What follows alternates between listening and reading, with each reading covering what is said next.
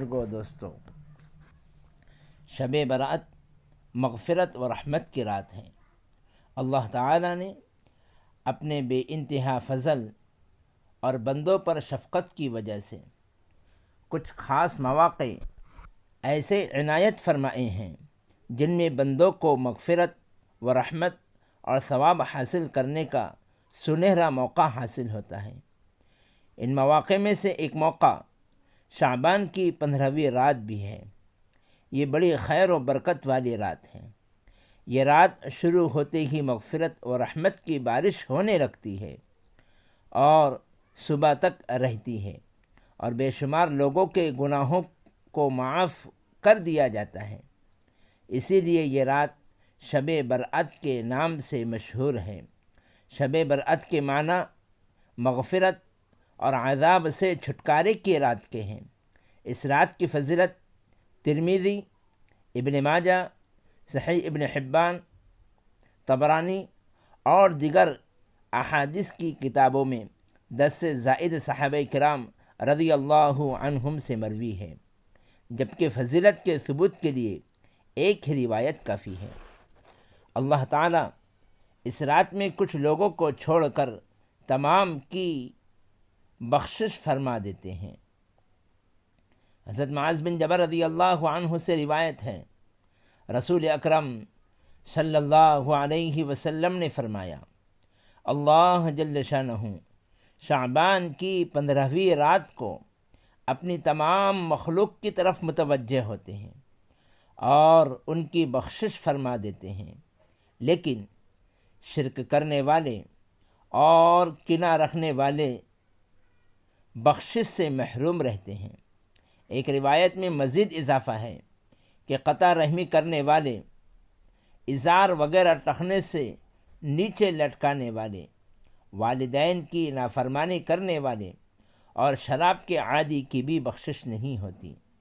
اس سے پتہ چلا کہ کینہ رکھنا، قطع رحمی کرنا، ازار تہبند وغیرہ ٹخنوں سے نیچے لٹکانا، والدین کی نافرمانی کرنا اور شراب پینا اتنے سنگین اور گھناؤنے جرائم ہیں کہ اس رات میں عمومی رحمت و مغفرت کے باوجود یہ لوگ اس سے محروم رہتے ہیں۔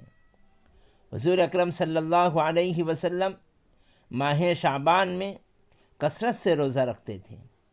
حضرت عائشہ صدیقہ رضی اللہ تعالی عنہا فرماتی ہیں، رسول اکرم صلی اللہ علیہ وسلم کسی مہینے میں شعبان سے زیادہ نفلی روزے نہیں رکھتے تھے۔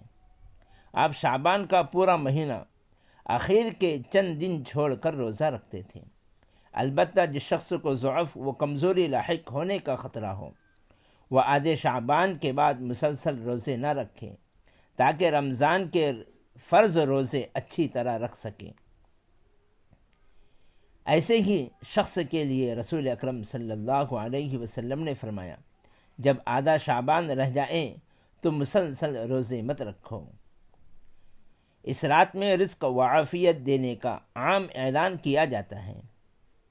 حضرت علی رضی اللہ تعالی عنہ سے روایت ہے، رسول اکرم صلی اللہ علیہ وسلم نے فرمایا، جب شعبان کی 15ویں رات آئے تو اللہ کے حضور میں نفل نمازیں پڑھو اور دن کو نفلی روزہ رکھو، اس لیے کہ اس رات میں سورج غروب ہوتے ہی اللہ تعالی شانہ کی خاص تجلی اور رحمت پہلے آسمان پر اتر آتی ہے، اور اللہ تعالیٰ ارشاد فرماتے ہیں، کوئی بندہ ہے جو مجھ سے مغفرت اور بخشش طلب کرے اور میں اس کی مغفرت کا فیصلہ کروں۔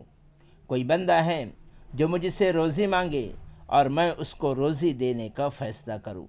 کوئی مصیبت میں مبتلا بندہ ہے جو مجھ سے صحت و عافیت کا سوال کرے اور میں اس کو عافیت عطا کروں۔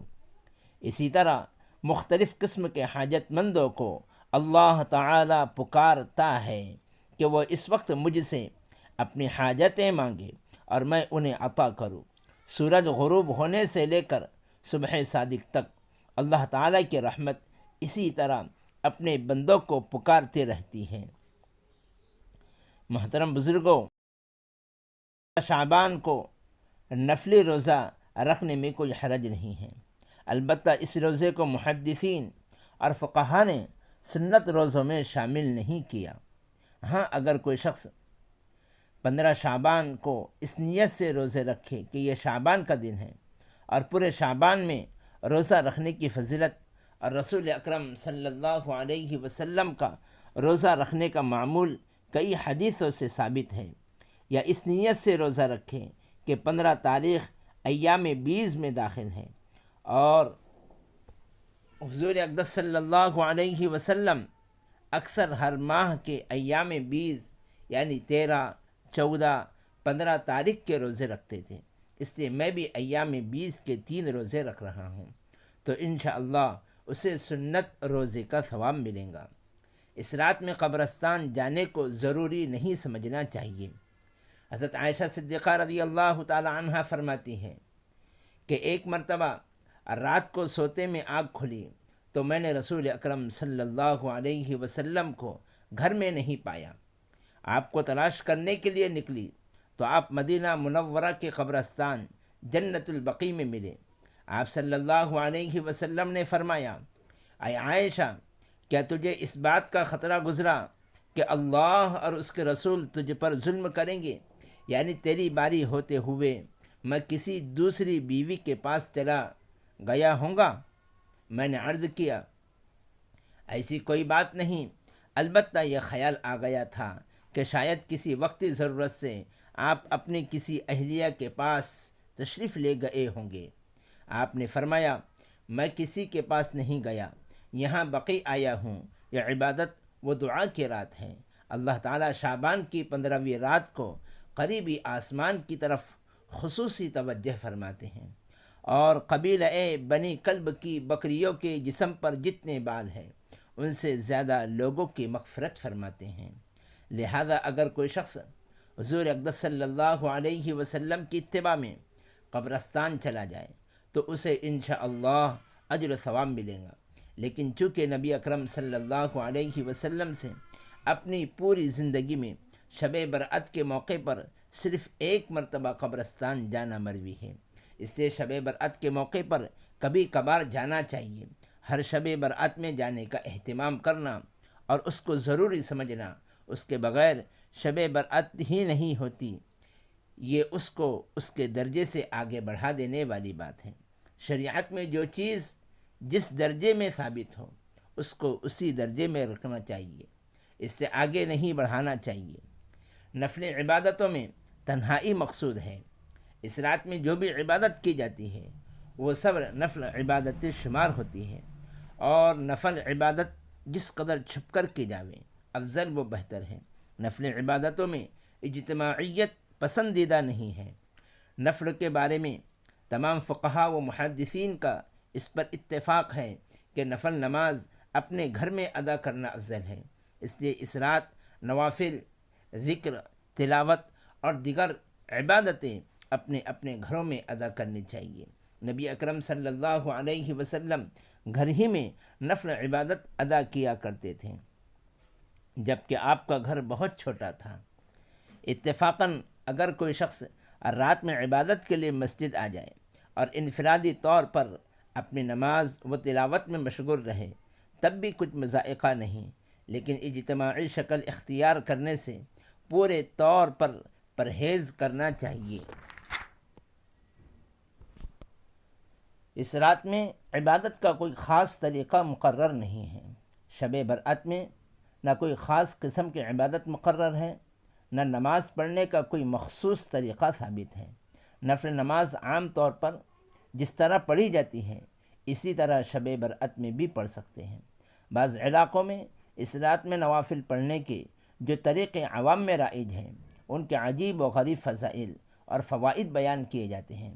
مثلاً اتنی رکعات پڑھو اور پہلی رکعت میں فلاں صورت اتنی مرتبہ پڑھی جاوے اور دوسری صورت میں فلاں صورت اتنی مرتبہ پڑھی جائے، یہ سب درست نہیں ہے۔ بس نفل عبادت میں جس قدر ہو سکے وہ اس رات میں ادا کی جاوے۔ نفل نمازیں پڑھیں، قرآن کریم کی تلاوت کریں، ذکر کریں، تسبیح پڑھیں، دعائیں مانگیں اور توبہ و استغفار پڑھیں۔ اس رات میں فضول کاموں سے مکمل پرہیز کریں۔ یہ فضیلت والی رات ہے، بات چیت اور شور و شغب کی رات نہیں ہے، گھومنے پھرنے کی رات نہیں ہے، یہ اجتماع کی رات نہیں ہے، بلکہ یہ رات اس لیے ہے کہ ہم تنہائی میں بیٹھ کر اللہ سے لو لگائیں، اس کو منائیں، راضی کریں، اس سے اپنے تعلقات کو مضبوط کریں، اپنے گناہوں سے معافی مانگیں، آئندہ نہ کرنے کا سچے دل سے عزم کریں اور زیادہ سے زیادہ عبادت کریں اور مغرب بعد ہی سے عبادت میں لگ جائیں۔ اس بات پر یقین رکھو کہ چند لمحات تنہائی میں اخلاص کے ساتھ عبادت میسر ہو جائے تو وہ چند لمحات اس ساری رات سے سینکڑوں درجے افضل ہیں جو گھومنے پھرنے میں گزار دی جاویں۔ یہ مت خیال کرو کہ اگر تنہا گھر میں رہ کر عبادت کریں گے تو نیند آ جائیں گی، اس لیے کہ اگر نیند آ جائے تو سو جاؤ، لیکن چند لمحات جو عبادت میں گزارو وہ سنت کے مطابق گزارو۔ بعض لوگ اس رات میں برائے نام عبادت کر کے باقی رات بازاروں، سڑکوں، تفریح گاہوں اور ہوٹلوں کا چکر کاٹنے اور فضول کاموں اور بیکار باتوں میں ضائع کر دیتے ہیں۔ یہ نہایت خطرناک گناہ اور کھلی نافرمانی ہے، جس کی وجہ سے ایسے لوگ رحمت الہی کے مستحق بننے کے بجائے اللہ تعالیٰ کے غضب اور قہر کے حقدار بن جاتے ہیں۔ اس سے لاکھ درجے بہتر یہ ہے کہ آدمی دعا پڑھ کر سنت کے مطابق سو جائے۔ حدیث میں ہے کہ بہت سے رات میں جاگ کر عبادت کرنے والوں کو رات میں جاگنے کی تکلیف اور پریشانی کے علاوہ کچھ بھی حاصل نہیں ہوتا۔